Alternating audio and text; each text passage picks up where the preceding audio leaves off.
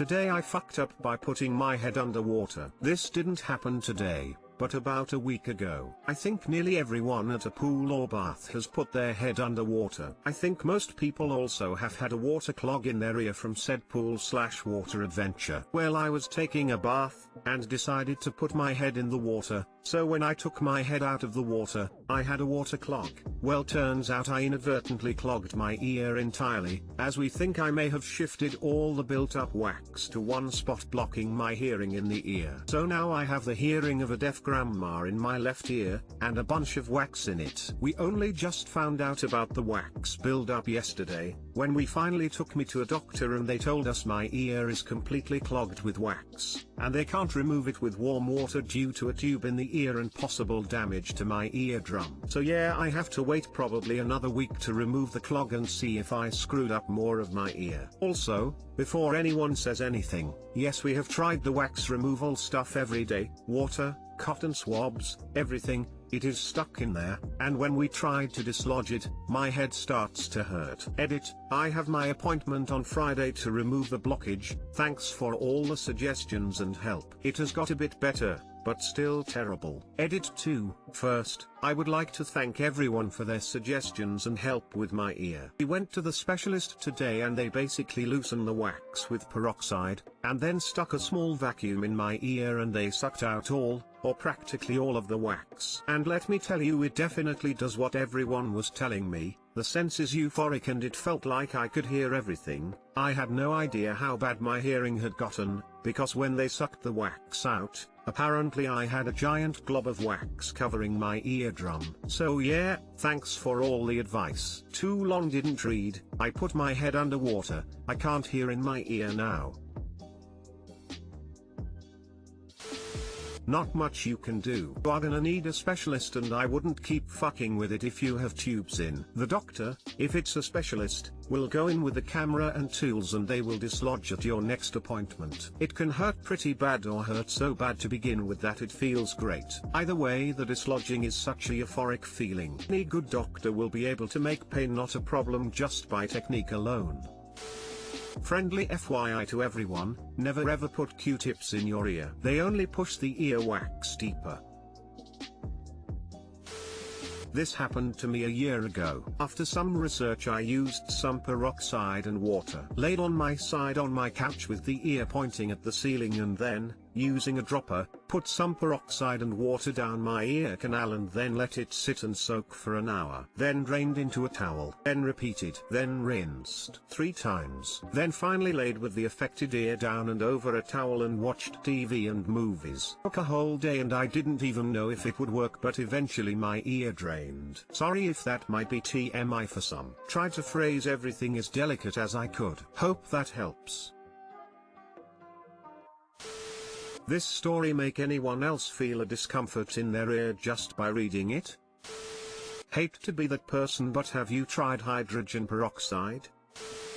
Today I fucked up by using a gaming PC without removing the internal packaging. I've long since understood that I am not an observant person, and today I've been reminded of it. I'd been wanting a gaming desktop for a long time, but I couldn't justify buying one until recently, when I decided to buy a refurbished PC. And I was really hyped. As soon as it arrived, I wasted no time plugging everything in and messing around with it. For the past week, I've been using it for both work and leisure, which included gaming. I was surprised when I first booted it up that the game was a little laggy. The fans were kind of weak too. But I chalked it up to my crappy internet connection or that it was refurbished. It was still a huge upgrade from my old gaming laptop. That is, until today. I was playing a competitive FPS when my computer suddenly shut down. I was shocked. I turned it on and rejoined the match, but then it shut down again, and again, and again. I was freaked out and furious. This computer was, kind of, brand new. I frantically googled why a computer might shut down on its own. I checked the temperature, it was high, but fine. I checked that everything was plugged in, no problem there. As I was rummaging around the computer, I realized that I'd never removed a protective sheet off one side of the computer. I turned the whole thing around and for the first time noticed that inside the computer case there was a sheet of paper that said, "Attention, this machine contains internal packing material." Lo and behold, nestled inside my boat a day I fucked up. Kind of new desktop was paper and foam packaging, which had been blocking air circulation and insulating the motherboard for a week. I'm an idiot who's never bought a desktop PC before. Too long didn't read, I didn't remove the internal packaging from a new desktop PC and now it's potentially damaged. Dude, you got lucky that there was no problems in the end, potentially. Well, good luck on your games now XD. Yeah, I am super grateful my computer didn't catch on fire or something. That's incredible. I hope everything's alright.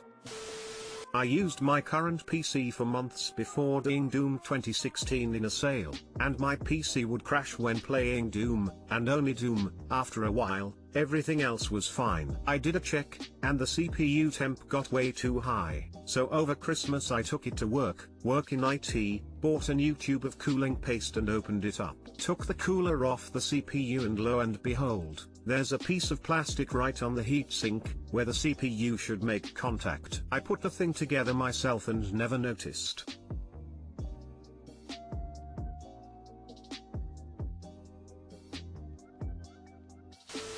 I've long since understood that I am not an observant person. Never related to anything more than this my entire life. Smiley face. Don't let it dampen your gaming spirit. Be careful next time though. Hand over mouth. This is sort of the equivalent of buying a new car and not popping the hood. Edit, popping not pooping. I'll never live this down. Yep, you got to poop in the hood. Today I fucked up by trusting both my wife and my cats. Last night, I went to go play games on my computer and got a message from my wife that she had laid out some clean clothes for me on the bed. She does that, rarely, when she wants to make sure I don't wake her up hunting around if I come up too late. She also sent a message right after that she had a half glass of milk for me. Now this requires some backstory. We have an elderly cat, Baggy Boy, who loves milk, can smell it from across the house, and when he finds unguarded milk, he knocks it over so he can have some. Happens way too often, already once this weekend. I am not a huge fan of milk, so the offer of a half glass was less a treat for me, and more of a passing the buck.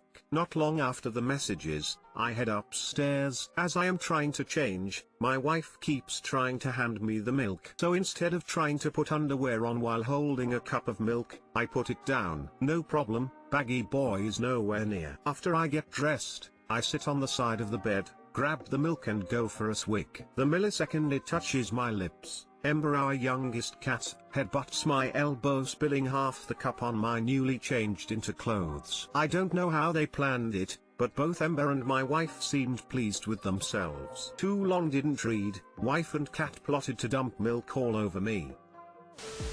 Little do you know, Baggy Boy masterminded the whole thing, so you just start giving him milk instead of making him spill it. Oh, I know. That is why I said cats in the title.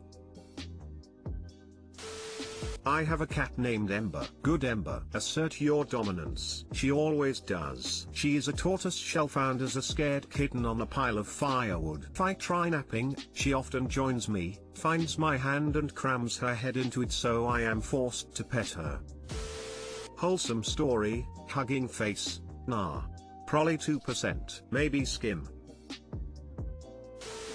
Wish my turtles could do something like that. And also wish I had a wife.